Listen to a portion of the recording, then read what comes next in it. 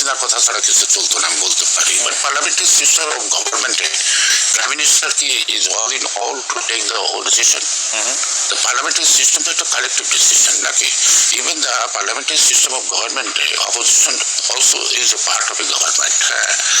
So that parliamentary system of government, prime minister dictator হওয়ার তো সুযোগ নাই, কিন্তু পার্লামেন্ট সঠিকভাবে অ্যাক্ট না করে সেক্ষেত্রে সেটা তো পার্লামেন্টের। ওকে, আমি প্রশ্নটা আরেকটু করি, পার্লামেন্ট সঠিকভাবে অ্যাক্ট করেছে কিনা 2001 থেকে 2006?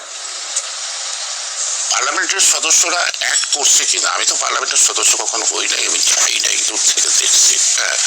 সেই ক্ষেত্রে আমার মনে হয় যে বিরোধী দলেরও একটা অ্যাক্ট আছে, বিরোধী দলের কিন্তু ভুল ত্রুটি ধরিয়ে দেওয়ার একটা ই থাকে।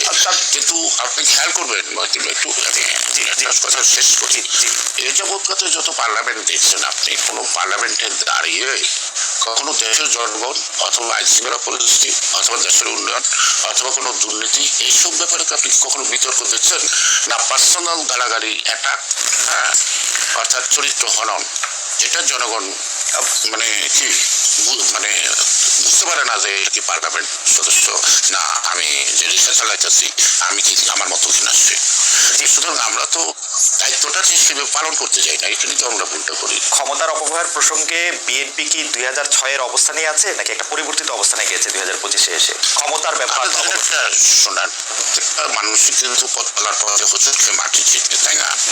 আপনি ধরে নেন জিয়াউর রহমানের প্রথম রিফর্ম হলো 19 দফা, ঠিক আছে, এবং 19 দফার যে সম্পূর্ণ কার্যকর হয়েছে তাও নয়, এখনো 19 দফার পরে যতটা কিন্তু বিলীন হয়ে যায়নি।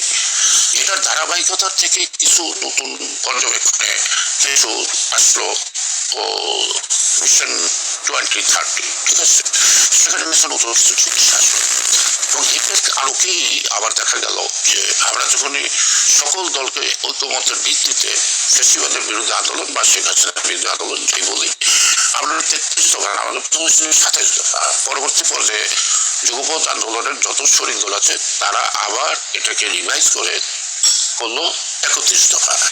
31 দফা করার পরে on behalf the whole alliance, এটা হচ্ছে ওয়ান কাইন্ড অফ অ্যালায়েন্স যুগপৎ হইল। তখন তারেক রহমান 22 তিনি এটা উপস্থাপন করলেন। এটা তো একজনের দাবি না, সকলের দাবি। ঠিক আছে, মানে আমি একজনের দাবির কথা বলতেছি না, আমি আসলে শুধু বিএনপির কথাই জানতে চাইতেছিলাম আপনার কাছে জনগণ সচেতন রায়। আমি তাহলে একটু আগাই, তার মানে ক্ষমতা প্রসঙ্গে আপনি যেভাবে ব্যাখ্যা করলেন সেটা হচ্ছে ক্ষমতা আসলে একক কোনো প্রক্রিয়া না বা এটা, কিন্তু আমরা দুর্নীতির প্রসঙ্গে যদি আসি, যে দুর্নীতির ক্ষেত্রে বিএনপির যে অবস্থান 2001 থেকে 2006 অর্থাৎ ক্ষমতায় থাকার মধ্যে ছিল, তার সেটা পরিবর্তন হয়ে 2025-এ কোনো বদল হয়েছে কিনা আপনি যদি বলেন, যে মানে অবস্থান এখন প্রশ্ন হলো যে আপনি 31 দফা নিশ্চয় করছেন। জি পড়ছি। আর 31 দফার মধ্যে যে সকল উপসর্গগুলি একটা জাতিকে ধ্বংস করে, সেই উপসর্গগুলি নিরসনের ক্ষেত্রে প্রত্যেকটা ক্ষেত্রে কি স্টেপ হবে